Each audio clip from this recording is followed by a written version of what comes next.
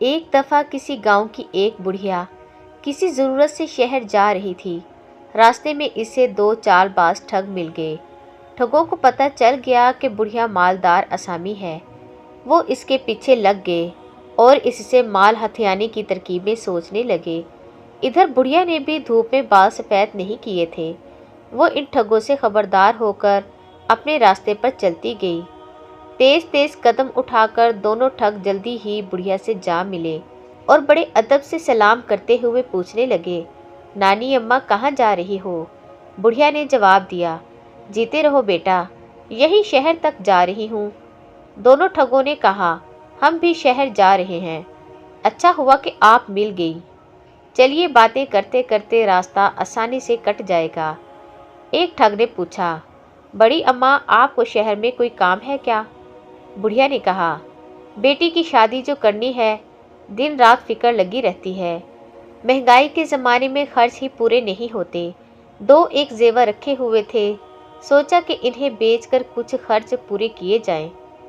ایک ٹھگ نے جواب دیا، کیوں نہیں، زیور تو بنائے ہی اسی لیے جاتے ہیں کہ آڑے وقت کام آئیں۔ دوسرے ٹھگ نے کہا، اچھا نانی اماں، کوئی اچھی سی کہانی سناؤ تاکہ سفر کٹ جائے۔ بڑھیا نے کہا، بات تو ٹھیک ہے لیکن اس وقت مجھے کوئی اچھی کہانی یاد نہیں آ رہی، پہلے تم شروع کرو، اتنے میں مجھے بھی کوئی کہانی یاد آ جائے گی تو میں تم لوگوں کو سناؤں گی۔ پہلے ٹھگ نے کہا، نانی ماں، جگ بیتی کہانیاں تو سنتے سنتے جی بھر گیا ہے، اس وقت میں آپ کو ایک آپ بیتی سناتا ہوں، لیکن اگر آپ نے اس واقعے کو جھوٹ سمجھا تو آپ کو اپنا ایک زیور ہمیں دینا پڑے گا۔ بڑھیا جو کہ پہلے ہی خبردار ہو چکی تھی، یہ سن کر ٹھگوں کی نیت کو اور بھی اچھی طرح بھانپ گئی۔ سوچنے لگی کہ مکار خواہ کتنی ہی شرافت کیوں نہ دکھائیں، ان سے غافل نہیں رہنا چاہیے۔ پھر ذرا ہوشیار ہو کر بولی، ہاں بیٹا، اگر واقعہ سچا ہوا تو میں اسے جھوٹ کیوں سمجھوں گی؟ خیر مجھے تمہاری بات منظور ہے، تم اپنی کہانی شروع کرو، کسی طرح راستہ تو کٹے۔ ٹھگ آپ بیتی سنانے لگا، میرے بچپن کا واقعہ ہے کہ اسی طرح میں ایک گلی میں جا رہا تھا، راستے میں لکڑی کی ایک گیند پڑی مل گئی، جو ہی میں نے اسے ٹھوکر ماری، جادو کی وہ گیند پھٹ گئی اور جن اس میں سے نکل کر آسمان کی طرف اڑنے لگا۔ وہ اونچے ہی اونچے اڑتا جا رہا تھا، میں ٹکٹکی باندھے اسے دیکھتا رہا، پھر یکایک وہ میری آنکھوں سے اوجھل ہو گیا۔ آسمان سے نگاہ ہٹا کر میں نے زمین پر پڑی گیند کی طرف دیکھا تو وہی جن پھٹی ہوئی گیند کے پاس کھڑا تھا۔ جو ہی میں نے جن کی طرف دیکھا، وہ آنکھوں کے راستے میرے جسم میں سمانے لگا۔ جن کا میرے جسم میں سمانا تھا کہ میں بھی اپنے اندر اڑنے کی طاقت محسوس کرنے لگا، اور کچھ ہی دیر بعد میں خود بھی آسمان کی بلندیوں پر اڑ رہا تھا۔ اڑتے اڑتے میری مڈ بھیڑ ایک عقاب سے ہو گئی۔ عقاب نے ایک ہی جھپٹے میں میری دونوں آنکھیں نکال لیں اور چونچے مار مار کر مجھے ایک سمندر میں گرا دیا۔ ابھی ٹھگ یہ کہانی سنا رہا تھا کہ کہانی کے اثر کا انداز لگانے کے لیے ٹھگ نے پوچھا، کیوں نانی اماں، میں جھوٹ تو نہیں بک رہا؟ بڑھیا نے کہا، مجھے یقین ہے بیٹا، تم بھلا جھوٹ کیوں بولنے لگے؟ زندگی میں انسان کو ایسے ہی واقعات سے گزرنا پڑتا ہے، تم بالکل سچ کہہ رہے ہو۔ ہاں آگے کہو کہ سمندر میں سے تم زندہ کیسے بچ نکلے؟ ٹھگ نے اپنی کہانی پھر شروع کرتے ہوئے کہا، جیسے ہی میں سمندر میں گرا، مجھے ایسا محسوس ہونے لگا کہ میرا قد بڑھنے لگا ہے۔ احساس کی یہ منزل ابھی شروع ہی ہوئی تھی کہ ایک بہت بڑی مچھلی اپنا خوفناک منہ کھولے میری طرف بڑھنے لگی اور دوسرے ہی لمحے اس نے مجھے نگل لیا۔ اتفاق سے جلد ہی وہ مچھلی ایک ماہی گیر کے جال میں جا پھنسی۔ ماہی گیر اتنی بڑی مچھلی پا کر بہت خوش ہوا۔ اسی دن شہر کے کوتوال کے ہاں ایک شاندار دعوت کا انتظام کیا جا رہا تھا اور اسی دعوت کے لیے مچھلی فراہم کرنے کا کام اسی ماہی گیر کو سونپا گیا تھا۔ ماہی گیر نے اس مچھلی کو زندہ ہی اپنے ریڑے پر لادا اور کوتوال کے ہاں پہنچ گیا۔ اس قدر عمدہ اور بڑی مچھلی دیکھ کر کوتوال نے ماہی گیر کو ڈھیروں انعام دیا اور اسی وقت باورچی کو بلا کر حکم دیا کہ مچھلی کو اچھی طرح صاف کر کے ایسا لذیذ پکایا جائے کہ مہمان مدتوں اس دعوت کا مزہ یاد رکھیں۔ مچھلی کی صفائی کے لیے باورچی ابھی اوزار ہی سنبھال رہا تھا کہ لپک کر مچھلی نے باورچی کو پکڑ لیا اور دوسرے ہی لمحے اس سے زندہ نکل گئی۔ باورچی کے معاونوں نے شور مچایا تو صاحب بہادر موقع پر آ پہنچے۔ صاحب نے فوراً ایک جراح کو بلا کر ساری حقیقت بیان کرتے ہوئے کہا کہ مچھلی کا پیٹ آہستہ آہستہ اس احتیاط سے چاک کیا جائے کہ باورچی صحیح سلامت باہر نکل آئے۔ جب مچھلی کا پیٹ چاک کیا گیا تو باورچی کے ساتھ میں بھی صحیح سلامت باہر نکل آیا۔ اچنبھے کی بات تو یہ تھی کہ میری آنکھیں بھی بالکل ٹھیک ہو چکی تھیں۔ اب تو میں بھی دعوت کے انتظام کی ساری چہل پہل اپنی آنکھوں سے دیکھ رہا تھا۔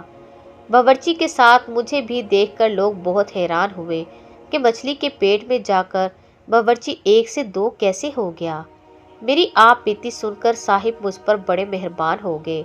انہوں نے پہننے کے لیے مجھے خوب اچھے اچھے کپڑے دیے اور اس دعوت میں بھی شریک ہونے کو کہا۔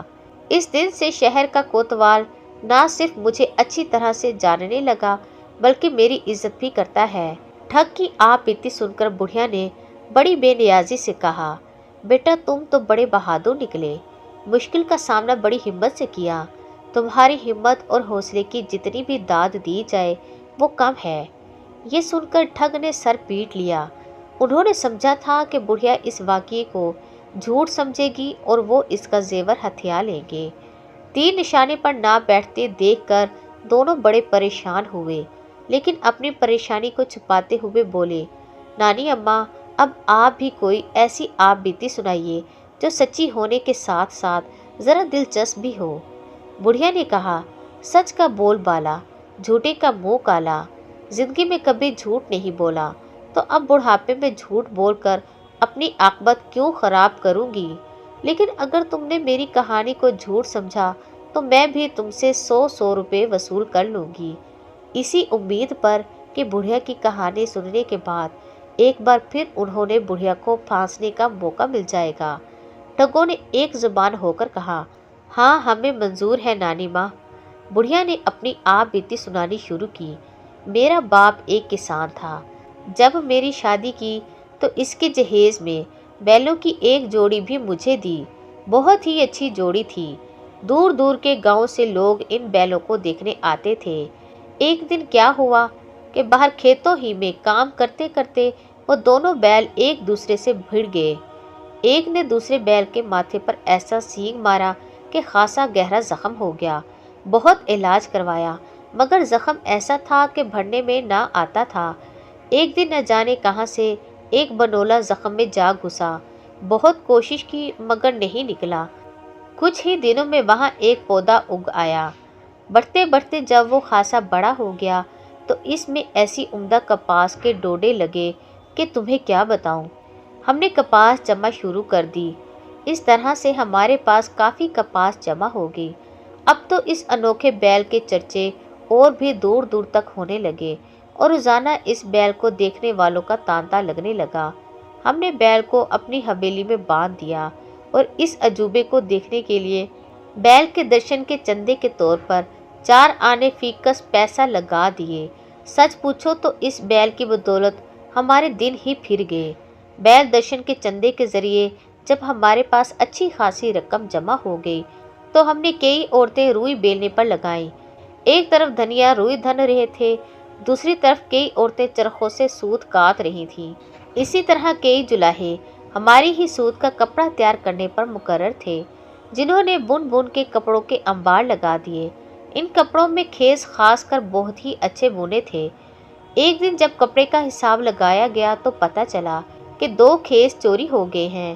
بہت تلاش کیے گئے مگر آج تک ان خیزوں کا پتہ نہ چل سکا تھا۔ بیٹا خدا جھوٹ نہ بلوائے، تو اب پتہ چل ہی گیا ہے کہ چوری ہونے والے یہی وہ خیز ہیں جو تم دونوں نے اوڑھ رکھے ہیں۔ شرافت کا تقاضا یہی ہے کہ مہربانی کر کے یہ خیز مجھے فوراً واپس کر دو۔ بڑھیا کی یہ بات سن کر دونوں ٹھگ بڑے پریشان ہوئے۔ شرط ہارنے کے ڈر سے دونوں نے بغیر کسی ہیل و حجت کے اپنے اپنے خیز بڑھیا کے حوالے کر دیے۔ بڑھیا نے دونوں خیز سنبھالے اور کہانی کو جاری رکھتے ہوئے کہا، تو ہاں بیٹے، اسی کپاس سے ایک جلاہے نے ایسی ململ بھی تیار کی تھی جسے پگڑیاں بنانے کے لیے لوگ ہاتھوں ہاتھ خرید کر لے جانے لگے۔ लेकिन देखा तो यहाँ भी मलमल का एक थान चोरी हो गया। बहुत ही तलाश किया मगर इसका भी कुछ पता न लगा। लेकिन अब मैं देख रही हूँ कि ये पगड़ियाँ जो तुम दोनों ने बांध रखी हैं यकीनन मलमल के इसी चोरी हो जाने वाले थान की है। पासा पलटता देखकर ठग बहुत पछताए कि अब तो लेने के देने पड़ गए। अगर वो पगड़ियाँ बुढ़िया के हवाले नहीं करते तो शर्त के मुताबिक दोनों को 100-100 रुपये देने पड़ेंगे। लिहाजा उन्होंने खैरियत इसी में समझी कि पगड़ियाँ भी बुढ़िया के हवाले कर दें। अब वो शहर के नज़दीक पहुँच गए थे, ये सोचकर कि अगर बुढ़िया ने अपनी कहानी जारी रखी तो कहीं इनके कुर्ते और धोतियाँ भी ना उतरवा ले। एक ठग ने बात पलटते हुए कहा, नानी माँ, आपकी कहानी तो वाकई बहुत सच्ची और दिलचस्प मालूम होती है, लेकिन हमें भूख बहुत लग रही है। खाने के लिए कुछ लाई हो तो हमें भी दे दो। बुढ़िया ने कहा, बस अब तो शहर आया ही समझो।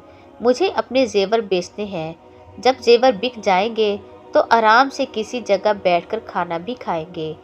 ठग दिल ही दिल में बहुत खुश हुए और सोचा कि अच्छा बुढ़िया, तुम ज़रा अपने जेवर तो बेच लो, फिर कोई दाव चलाएंगे। आखिर जाएगी कहाँ ये हमसे बचकर। कुछ ही देर में वो तीनों शहर पहुँच गए। जब वो सुनार की दुकान के करीब पहुँचे तो बुढ़िया ने ठगों के सामने अपने जेवर उतारे और बोली, बेटा ये रही सुनार की दुकान, तुम ज़रा यहीं ठहरो, मैं ये जेवर बेचकर अभी आती हूँ। ठग सुनार की दुकान के बाहर बैठ गए और बुढ़िया अंदर चली गई। सुनार ने पूछा, क्या चाहिए अम्मा? बुढ़िया ने कहा, मैं अपने 2 नौकरों को बेचना चाहती हूँ, वही दोनों जो सामने बैठे दिखाई दे रहे हैं। अगर आपको ज़रूरत हो तो आप खरीद लीजिए। सुनार ने पूछा, लेकिन आप इन दोनों के कितने पैसे लेंगी? बुढ़िया ने जवाब दिया, सिर्फ 500 रुपये। सुनार ने कहा, 500 रुपये तो बहुत ज़्यादा है, कुछ कम कीजिए तो बात बन सकती है। मामला 400 रुपये में तय होने वाला देखकर बुढ़िया दिखावे के लिए सोच में पड़ गई और सुनार से कहने लगी, ज़रा रुकिए, मैं नौकरों से भी तो पूछ लूँ कि वो दोनों अलग अलग जगह पर बिकना चाहते हैं या दोनों को यहीं बेच दूँ। ये कहकर बुढ़िया ने ज़रा ऊंची आवाज़ में पूछा, ऐ बेटो, ज़रा ये तो बताओ कि एक एक करके बेचूं या दोनों को एक ही जगह फरोख्त कर दूं। ठगों ने समझा कि बुढ़िया जेवरों के बारे में पूछ रही है। वहीं बैठे बैठे दोनों ने जवाब दिया, नानी अम्मा, दोनों को एक जगह पर ही बेच दीजिए, अलग अलग जगहों पर बेचने की ज़रूरत नहीं। ये सुनकर सुनार को भी तसल्ली हो गई कि सौदा नौकरों की रजामंदी से ही तय हो रहा है। इसने खुशी खुशी 400 रुपये बुढ़िया को थमा दिए। दोनों ठगों के दाम खरे करके बुढ़िया दुकान से बाहर निकलने लगी तो ठगों ने फिर से कहा, नानी माँ, भूख तो पहले से ही लग रही थी, खाने के साथ साथ अब तो मिठाई भी खाएंगे, जल्दी से हमारा मुंह मीठा करा दीजिए। अब बुढ़िया ने जवाब दिया, घबराओ नहीं बेटा, तुम्हें खाना भी पेश किया जाएगा और मिठाई भी, तुम यहीं ठहरो। बुढ़िया जब जाने लगी तो एक ठग ने पीछे से फिर आवाज़ दी, बड़ी माँ, मिठाई ज़रा ज़्यादा लाना। बुढ़िया ने कहा, तुम फिक्र मत करो। यही कहते कहते बुढ़िया आंखों से ओझल हो गई और ठग मिठाई के इंतजार में वहीं बैठे गप हाँकते रहे। सुनार ने जब ये देखा कि कैसे नौकर हैं ये बाहर बैठे बातें किए जा रहे हैं, सुनार ने इन्हें अंदर बुलाकर डांटना शुरू किया। दोनों ठग थोड़ी देर तक तो चूं चरा किए बगैर सुनार की डांट टपट सुनते रहे, लेकिन जब मामला समझ में आया तो बहुत सटपटाए। जिंदगी में गालबन ये पहला मौका था जब इन दोनों ठगों ने भी महसूस किया कि वाकई कभी कभी शेर को सवा शेर भी मिल जाता है। मोहतरम नाज़रीन, आपको ये कहानी कैसी लगी? अपनी राय कमेंट में मुझे ज़रूर दीजिएगा।